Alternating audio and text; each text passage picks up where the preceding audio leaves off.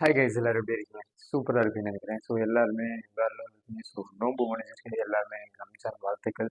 So நோன்பு வைக்கிறனால தான் லைட்டாக வீடியோ பண்ண முடியல. ஒரு ரீசெண்ட் டேஸில் நிறைய பேர் என்ன அவ்வளோதான் நிப்பாட்டிட்டியா அப்படின்னு நிறைய பேர் பேசி விட்டு இருந்தாங்க. ஸோ நிறைய பேர் நினச்சிட்டு இருந்த மாதிரி நான் வெளியே அப்படிலாம் யோசிச்சுட்டு இருந்தாங்க. ஸோ அந்த மாதிரிலாம் ஒரு வாய்ப்பே கிடையாது. நோன்பு நாள் மட்டும் தான் நம்மளால் ப்ராப்பராக பண்ண முடியல. ஸோ இனிமேல் டெய்லி வீடியோஸ் வந்துடும். ஸோ எல்லாருமே ஒரு வேலை பார்க்குறவங்க இருக்கீங்க. எல்லாருமே வந்து என் வாழ்க்கை அவ்வளோதானா அப்படின்னு ஒரு வேலை பார்த்து லைஃப்பில் அப்படி போயிடலாம்னு நினைக்கிறவங்க, ஒரு ரீசெண்டாக ஒரு அமேசான், ஒரு ஃப்ளிப்கார்ட் கம்பெனி அளவுக்கு நமக்கு டஃப் கொடுக்குற அளவுக்கு ஒரு கம்பெனி வளர்ந்துருக்கு. ஒரு வெறும் ஒரு 10 வருஷத்தில், கரெக்டாக சொல்லணும்னா 9 வருஷம். 9 வருஷத்தில் இவ்வளோ ஒரு ஒரு லார்ஜான ஒரு பிஸ்னஸ் வந்து காமர்ஸில் வந்திருக்கு அப்படின்னா அந்த மீஷோ கம்பெனி தான். ஸோ அவங்க வந்து ஒரு பெரிய இன்ஸ்பிரேஷன் தான். ஒரு ஃப்ரெண்ட்ஸ் சர்க்கிளில் இருந்துட்டு 2 பேருமே ஃப்ரெண்ட்ஸ். அந்த ஃபவுண்டர் வந்து 2 பேருமே ஐஐடியில் படித்தவங்க.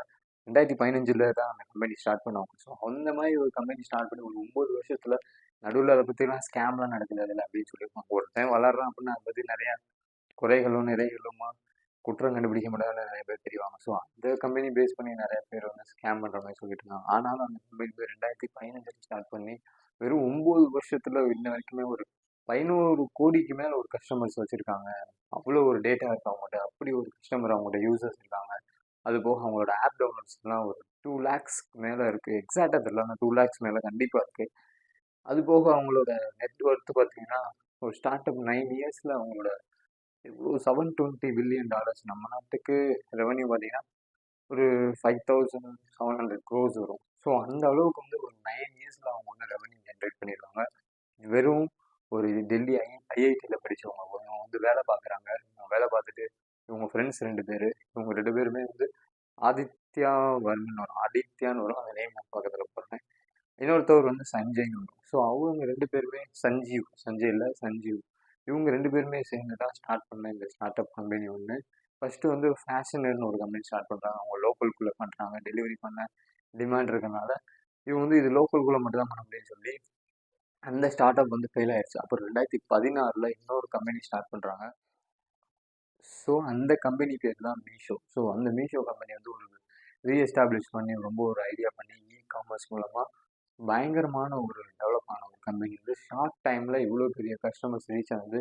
எல்லாருக்குமே தெரியும் அது வந்து என்னென்னா ஃபீமேலுக்கு அதிகமாக அந்த ஆப் யூஸ் பண்ணுவாங்க. ஏன்னா அவங்க ட்ரெஸ்ஸிங், ஃபேஷன், காஸ்மெட்டிக்ஸ் அப்படின்னு நிறைய எக்ஸட்ரா நிறையா கிடைக்கும். அதில் ஒரு மாதத்துக்கு அவங்களுக்கு வந்து எவ்வளவோ ஆர்டர், டூ டூ க்ரோஸ்க்கோ என்னமோ ஒரு ஆர்டர் விழுந்துட்டே இருக்கு குளோபலில் இவ்வளோ ஆர்டர் விழுது. 2 crores 2 million இல்லை. ஸோ இந்த மாதிரி இவ்வளோ ஆர்டர் வருது. அவங்க ஆப் யூஸ் பண்ணுறவங்க நிறைய வியூவர்ஸ் இருக்காங்க குளோபலாக. ஏன்னா நான் ஏன் இப்படி இந்த மீஷோ கம்பெனி பற்றி சொல்கிறேன் அப்படின்னா, மீஷோ கம்பெனி எல்லாருமே பிஸ்னஸ் ஸ்டார்ட் பண்ண பயந்துட்டு இருப்பீங்க. பிஸ்னஸ் ஸ்டார்ட் பண்ண மாதிரி இவங்களோட ஹிஸ்ட்ரி எடுத்து பார்த்து பாருங்க. அவ்வளோ ஒரு இன்ஸ்பிரேஷனாக இருக்குது. என்ன ஒரு தைரியமாக ஸ்டார்ட் பண்ணுற கம்பெனி மட்டும்தான் வந்து ஒரு பயங்கரமாக ரீச் ஆகுன்றதுக்கு இவங்க கம்பெனியுமே ஒரு உதாரணம் தான். நிறைய பேர் இதில் இன்வெஸ்ட் பண்ணியிருக்காங்க. அவங்க ஒரு ஆள் 2 ஆள் மட்டுமே இது பண்ணல. அவங்களோட ஐடியாவும் அவங்க படித்த படிப்பும் தான் இவ்வளோ பெரிய ஒரு பிஸ்னஸ் ஒய்டு ஆனதுக்கே ரீசன், இவ்வளோ சக்ஸஸ் ஆனதுக்குமே ரீசன். ஸோ நீங்களும் பிஸ்னஸ் ஸ்டார்ட் பண்ணணும்னு நினச்சிங்க அப்படின்னா நீங்களும் பிஸ்னஸ் ஸ்டார்ட் பண்ணணும்னு நினச்சிங்கன்னா இந்த கம்பெனி பற்றி ஹிஸ்ட்ரி படித்து பாருங்கள். அப்படி இல்லைன்னா இந்த வீடியோ ஷேர் பண்ணுங்கள். அவங்க பிஸ்னஸ் ஸ்டார்ட் பண்ணதுக்கு ஒரு பிக்கெஸ்ட் மோட்டிவேட்டாக இருக்கலாம். யார் என்ன சொன்னாலும் சரி, உங்களுக்குள்ளே இருக்கிற ஒரு டேலண்ட்டும் சரி, உங்களுக்குள்ளே இருக்கிற ஒரு ஸ்கில்லும் சரி, உங்களுக்கு ஒரு இருக்கிற ஐடியாவும் சரி, எல்லாம் போதும் நீங்கள் ஈஸியாக பிஸ்னஸ் ஸ்டார்ட் பண்ணி உங்களுக்கான சக்ஸஸ் பண்ணலாம். இங்கே யாருமே ரிஸ்க் எடுக்கிறதுக்கு தான் பயப்படுறாங்க தவிர, ஆனால் பண்ணுறதுக்கான ஐடியா இருக்கும். ரிஸ்க் எடுக்க பயப்படுறவன் லைஃப்பில் எவ்வளோ தூரம் நம்ம ரிஸ்க் எடுக்கிறோமோ அவ்வளோ தூரம் நம்ம லார்ஜாக டெவலப் ஆகும்னு அர்த்தம். ஸோ அதுக்காக நான் ரிஸ்க் மட்டுமே சொல்லலை. இருந்தாலும் ஒரு பேக்கப் செக் பண்ணுறது என்னை பொறுத்த வரைக்கும் பெட்டர். ஸோ இவங்க இந்த கம்பெனி வந்து ரொம்ப இன்ஸ்பிரேஷனாக தான் இருந்துச்சு. நானும் ரீட் பண்ணும்போது நம்மள ஒரு ஃபியூச்சரில் பிஸ்னஸ் ஸ்டார்ட் பண்ணுறோம் அப்படின்னா நீங்கள் யார் ஸ்டார்ட் பண்ணீங்கன்னா இவங்களுக்கு பற்றி கண்டிப்பாக படித்து பாருங்கள். இவங்களோட ஹிஸ்ட்ரி படித்து பாருங்கள். ரொம்பவே ஒரு இன்ஸ்பிரேஷனாக இருக்கும். ஷார்ட் டைமில் இவ்வளோ பெரிய ரெவன்யூ, இவ்வளோ பெரிய கஸ்டமர், குளோபலில் இவ்வளோ ரீச் ஆனது வந்து சாதாரண விஷயமே கிடையாது. அதுவும் ஒரு 2 பேர் யங்கான பசங்க. இவங்களோட மைண்டும் இவங்களோட ஐடியாஸ் மட்டும் தான் இன்வெஸ்ட்மெண்ட். ஸோ அப்படி இருந்து ஸ்டார்ட் அப் பண்ணது தான் அந்த கம்பெனி. ஸோ கண்டிப்பாக நீங்கள் யூஸ் பண்ணியிருப்பீங்க எல்லாருமே. இது எல்லாருக்குமே ஒரு மோட்டிவேட்டாக இருக்கும். இன்க்ளூடிங் என்னையும் சேர்த்து தான் சொல்கிறேன். எனக்குமே ஒரு பிக்கஸ்ட் மோட்டிவேட்டாக இருந்துச்சு.